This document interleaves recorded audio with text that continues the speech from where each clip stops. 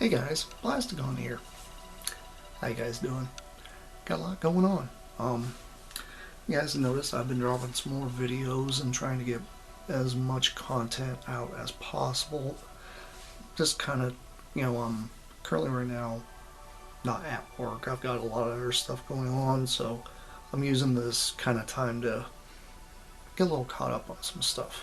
But one of the biggest questions I get asked all the time is, why do I collect Generation 2 Transformers versus Generation 1? Well, it's a pretty simple answer. G2 just appeals to me more than Generation 1. I know G1 was awesome, and yes, I've had many of those toys. But throughout the years, I have come to the conclusion that when it comes to collecting, I try to limit what I'm collecting. Now, when I'm saying I'm a G2 collector, I'm not one of those guys that goes out there and grabs every brand new G2 repaint of anything. I don't tend to jump down this hoop of trying to get the latest and greatest of every character that has been re-released in the G2 line and such. I just one of these kind of people that I gravitate toward the vintage, toward the obscure and odd stuff, toward the stuff that really doesn't get the love that most people tend to give to certain toy lines. Like, sorry about that. Bumped the camera top. Take for instance, when I do Generation 2 stuff, I tend to do a lot of G2 stuff, and I've got my G2 Thundercracker here. Very odd looking robot. Very strange color scheme and everything. I'm one of these kind of people that I tend to gravitate towards stuff that was unreleased, much like that toy. I like to get hold of toys that are, I'd say, more odd in the way they do stuff, like Dirtbag. He's a auto roller. He just rolls back and forth and turns into a robot, and that's, he doesn't have a whole lot of crazy articulation and such. That's great. I like that toy because of the fact that it's a toy. It's meant to be played with. It's meant to be displayed. It's meant to have some kind of crazy value to it, which is appealing to me. And when I say value, I'm not talking about how much money it costs on eBay. I'm not talking how much money somebody could flip it for or whatever. I'm talking the value of that toy is personal to me. So the thing is, when it comes to G2, I'm one of these kind of guys that I really like Generation 2 just because it's one of those things that really pulls at the heartstrings. Because I remember when I was a lot younger, I did watch the G1 cartoon. But there for a good 2.5 to 3 years, Transformers kind of disappeared. It was gone, like toward the tail end of the 80s, like around 1990, 1991, 1992. Gone completely. And then I ended up picking up the first issue of Generation 2 Transformers in a grocery store in 1993. I was like, are you kidding me? They're back? They're... what? And then after that, I saw quite a few of the toys come out.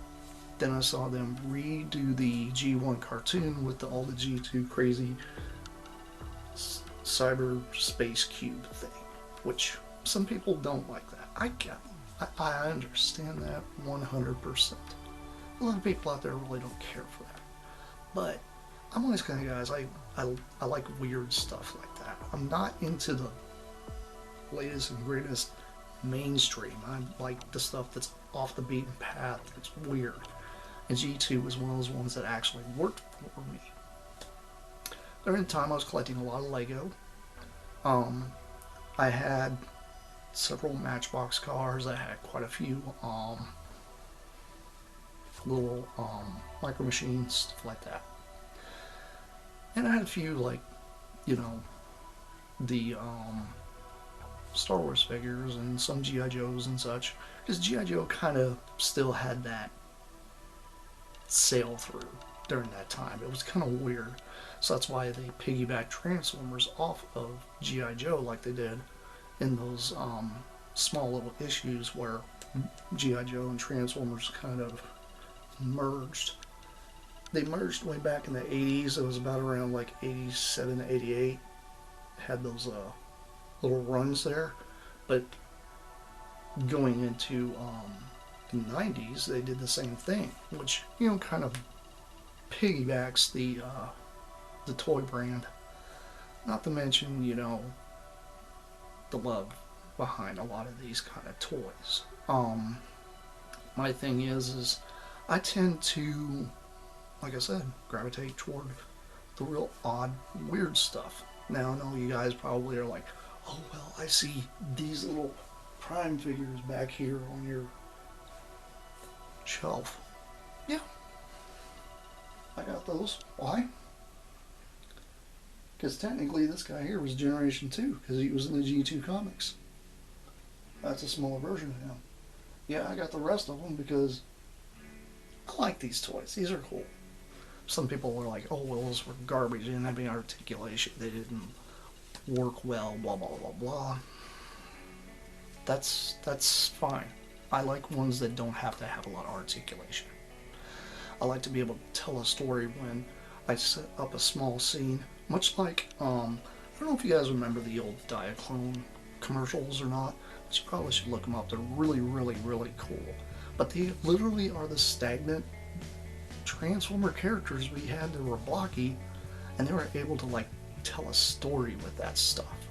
And it didn't require a whole bunch of like crazy, insane special effects. It didn't really require a whole bunch of insanity of a robot having to have like a mouth plate that talks and then it's able to like articulate its fingers or whatever. It didn't need that because we used our imagination back then, which I hate to say it is kind of a lost art. And I really think, you know, that's something that kind of needs to come back with a lot of stuff. I think people need to start using their imagination a little bit more. That's one thing I loved about Generation 2 is the fact that the comic line was very, very short. I also include the UK comics in with the comic line because most people are like, oh, well, I just remember the ones from the States. That's great. But I also try to include everything when it comes to those comics because those comics are very, very important to the legacy of Transformers because most people are like, oh, well, Generation 2 was kind of garbage. It didn't do well, blah, blah, blah, blah. Well, it was a new brand brought back almost 3 years after an entire dead toy line and cartoon series. And in the United States, it didn't carry on. A lot of people out there are like, oh, well, couldn't they have done something like, I don't know, better? I would have loved to see a full-on CG version of the Transformers comic done in the G2 style. But it didn't happen. Why? Budgeting. They were trying to compete with other toy lines at the time. A lot of people don't understand, well, why were the Dinobots all different colored? They first released them in basically a silver versus a grayish color. There was a bit of a difference between the color hue on the plastics from the G1 and the G2. Well, later on they decided to do them in multicolors because they were in competition with Power Rangers at the time. So stuff like that tends to really bring about the reason they do certain things that they do in toy lines. Why was everything brightly colored? Well, everything was extreme. Everything was 90s. Everything had to be in your face. It had to be bam, there it is. And if it didn't have that, it didn't hold anybody's attention. That's why a lot of the Star Wars figures kind of came out more bulky looking in the 90s, you know, with all the Power of the Force stuff and things like that during the time. They reused the same vehicles they had from the vintage line. They just redid the figures to fit. The figures just, they weren't the greatest, and a lot of people don't tend to gravitate toward those, and I understand that. Mainly because, you know, a lot of things came out during that time. They had this thing called Shadows of the Empire, right? I know this is going into Star Wars. Sorry, guys. I'll talk about this for a minute. But anyway, that's Shadows of the Empire came out. They had a comic book. They had a video game.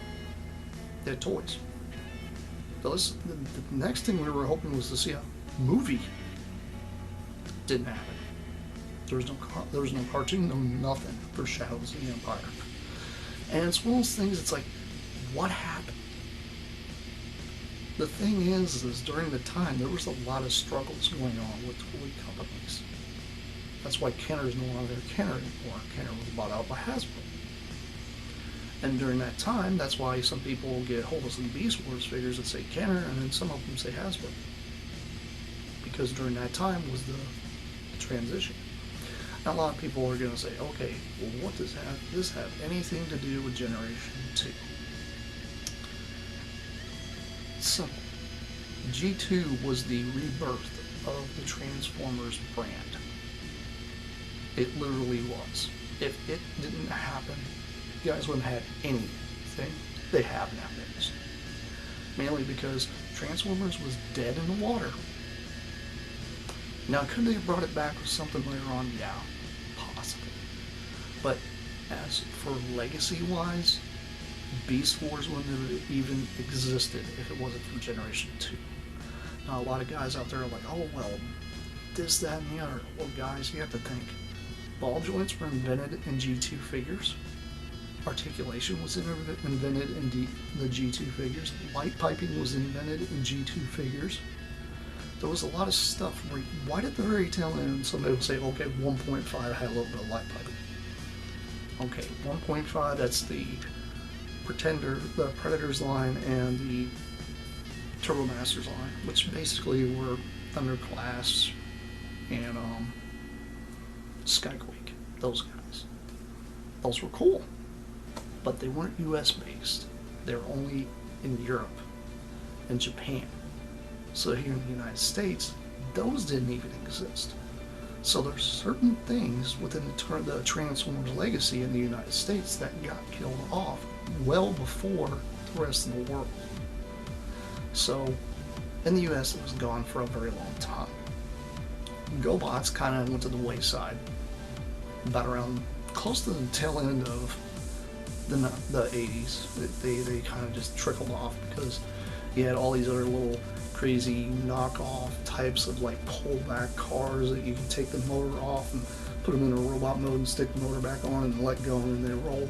They were very GoBot-ish. They were knockoffs. Some of those were what were called like converters, or Buddy L actually had a line of those as well. Very cool little toys, by the way. But that's pretty much the only thing we really had at that point, other than the Action Masters. When the Action Masters came out, most people had kind of wrote off Transformers at that point because they were like, it's not a Transformer. You have a car that flip out a couple of things and you put a figure in it, like you do with like G.I. Joe. Understandable. I get why people look at that kind of silly. But like I said, a lot of people need to thank the guys that invented Generation 2 because G2 is literally what brought everything back from the grave, I should say. It was all brought back within comic books, paired with G.I. Joe. G.I. Joe is very important. I love G.I. Joe. I wish I actually collected more of the G.I. Joe stuff so that way I could really kind of get into those characters, because there's times I go back and I watch other people's reviews and other people's outlooks on some of the G.I. Joe stuff and things like that. None of the stuff's really, really, really cool. I ain't gonna lie, it's cool. But the thing is with me, it's space. That's why I opt out and decide to get a bunch of little plastic army men and repaint them and turn them into Cooler and Joe figures. Mainly because, honestly, 1-inch scale is more my style. I don't like really large stuff, like extremely large figures. You know, some people like the 6-inch scale. Hey, 3 1/4. You know what? I like 3 1/4 as well. But the problem is, back when I did collect a little bit of G.I. Joe, I started running out of space pretty quick. If any of you guys have ever had the Thunderclap before, which you guys probably are not really familiar with this vehicle, but it was a gigantic Arsenal rolling tank that had a gigantic gun on it, and the two front and back vehicles could pop off. That thing was enormous. It was long. It was about as long as Fort Max laying on the ground. Without his arms up, like obviously just laying on the ground. It was a very large vehicle. And that's just one vehicle. Imagine having an arsenal of those kind of vehicles everywhere. Who's got that kind of space? I don't. I know some people do, but I don't. So that's why I was like, you know, I'm gonna stick with, you know, making my own Joe stuff, which I have. I mean, I like my little Plasticon and Joe guys that I made, because they fit in with my collection. And like I said, I mean, the biggest reason I got into Generation 2 so much is because G2 actually just appeals to me. It's one of my favorite lines. I love the cartoon, like the whole transitions and such. I like the commercials. I'll say what you will about the rap commercials, but I'm sorry, but they were great. They're funny, and I love them because they're just corny, and I like corny stuff. I mean, come on, I love Godzilla, so why wouldn't I? And the thing is, when it comes to a lot of this stuff out there, guys that do like the Bash Generation 2 don't really fully understand G2. They just see an ugly robot that's neon color, and they're like, wow, why is this cool? I can do the same thing if I point at a Unicron series figure. You see what I'm getting at? Or, God forbid, some of the newer ones that got out with the new Robots in Disguise and all that crazy, you know, line of toys. I'm not into those newer ones, mainly because I've got my fix. And some people out there are like, oh, well, there's so much more in G2 that you don't have. I know there is. Something's very hard to track down right now, considering there's a lot of people that are got their full collection they're not getting rid of, or I just haven't been fortunate enough to run across it, because there's a few figures I don't have. Very, very, very few figures, by the way, that I don't have, along with some of the books I'm after. I'm after physical copies of the first 2 issues of the UK comic. I'm after the 4 coloring books that was here on the stateside. And I think that's it, like book-wise. I don't think there's any other books I need, because I do have the annual, the UK annual, which you guys probably, if you haven't seen my review, you can go back and check that one out. That's pretty cool. But there's very, very, very few things. Now, there was one time, and this is kind of off tangent, but still on topic. A little while, it was maybe like a good year and a half, 2 years ago. I should have probably bid on it on eBay, and it didn't really go for a whole lot of money, but it was a promotional poster for Generation 2 that they had put up like in a store to kind of just advertise the line of toys. And it was really, really cool. It was a pretty good size too. But I was like, at the time I didn't really have the money, and I was like, I don't really have the space for it. I'd want it, but what would I do with it? Because I'd actually have to get a good poster frame to put it in, considering I don't know the exact dimensions of it and such. It was really neat, but I didn't pull the trigger on that. And it's something that is kind of cool, but I myself am kind of just washed it under the bridge because I'm not planning on getting it, because it's just hard to acquire. There's a lot of stuff out there that's hard to acquire.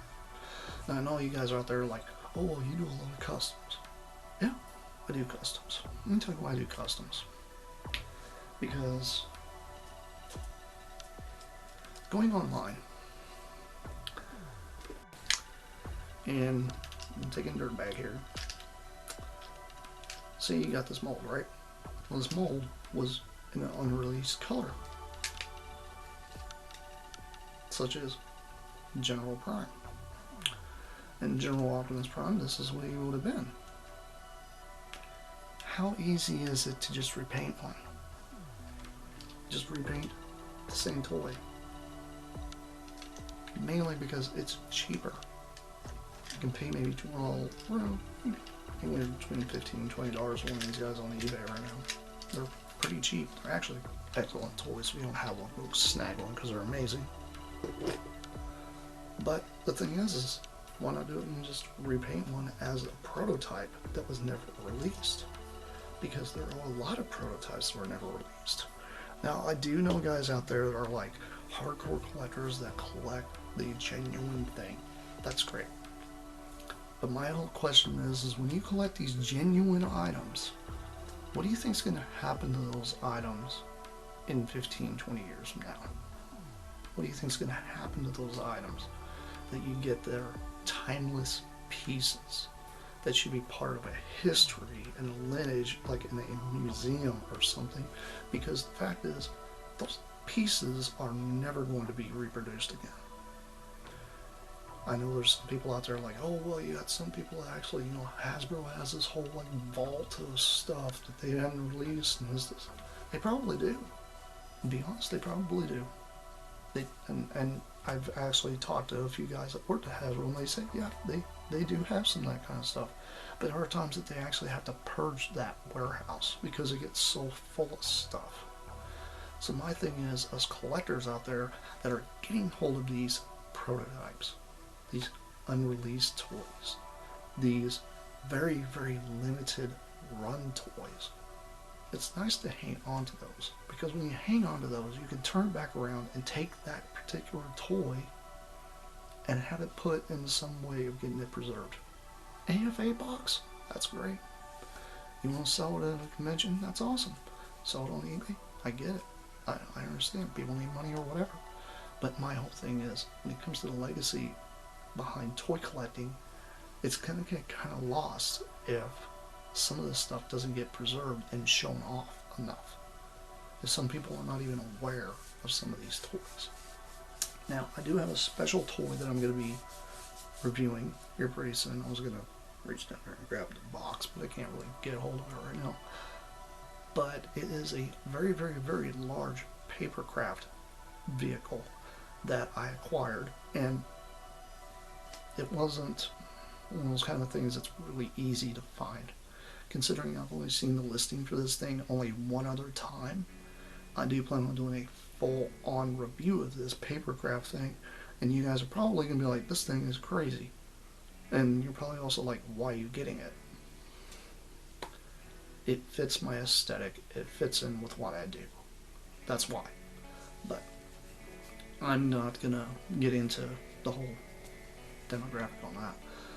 The fact of the matter is, like I'm saying, I collect Generation 2 because I love G2. All the hate for G2, I get it. But I also am one of the kind of people that I really don't care because I brush them off. Because I know some people that hate G1. I know people that hate Beast Wars. I know people who hate the Unicron series. I know people that hated even Prime when it came out.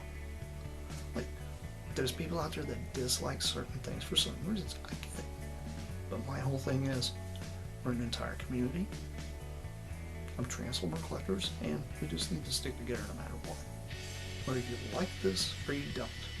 As far as I'm concerned, when it comes to the Seeker mold, this thing can get painted in any translucent color, any type of anything, and I'm going to absolutely love it. Mainly because I like the mold.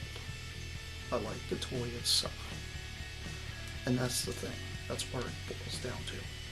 A lot of people out there are like G1 Optimus Prime. Yes. Awesome toy. Love that toy. I actually do own one G1 Prime. But that was given to me as a gift. And that's why I have it. And that's why I keep it. But my G2 Prime,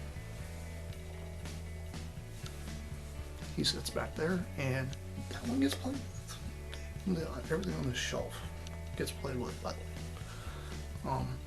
I do plan on doing a collection video sometime in the future, but at the moment right now it's not really a good time. I don't really have the time to do that. But I do want to just pop this video out there and let you guys know why I collect Generation 2, why I do customs like I do, and honestly, it's fun.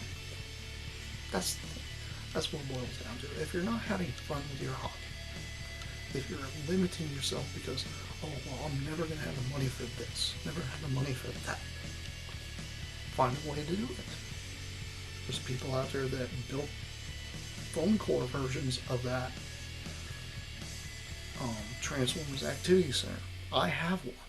I'm actually fortunate to have an original. But I know some people out there that don't. They don't have any way of getting hold of it. That's one of those kind of toys to me that needs reprinted or uploaded somehow, so that way it could actually get printed on the high quality cardboard and such for people that actually want to have one. That way, I'm not saying reproduce the thing. I'm just saying make it so that way, if anyone wants a Skeletor or G1 stuff, they want a Skeletor or Masterpiece stuff. That'd be really cool to see somebody do that with some of the stuff, because honestly, to me, when it comes to the preservation of toy lines and preservation of toys, needs to happen. And I still have to say, this is by far one of the coolest things that they have reproduced in years. I know a lot of people are like, Tiger Electronics handheld? It's only a $15 toy. Well, yeah, it's a $15 handheld. But it was a reproduction of an original toy, but not really a reproduction. This does have its differences compared to the original. It's not quite as thick. The buttons are different. It fits, but it doesn't fit. Does that make sense? But you guys see where I'm going. Anyhow, this has been Plasticon. This has been just a little vlog rambles, as I want to let you guys know why I do what I do. And I will catch you guys around, because I have plenty more videos and such coming your guys' way. That's it for now. Bye.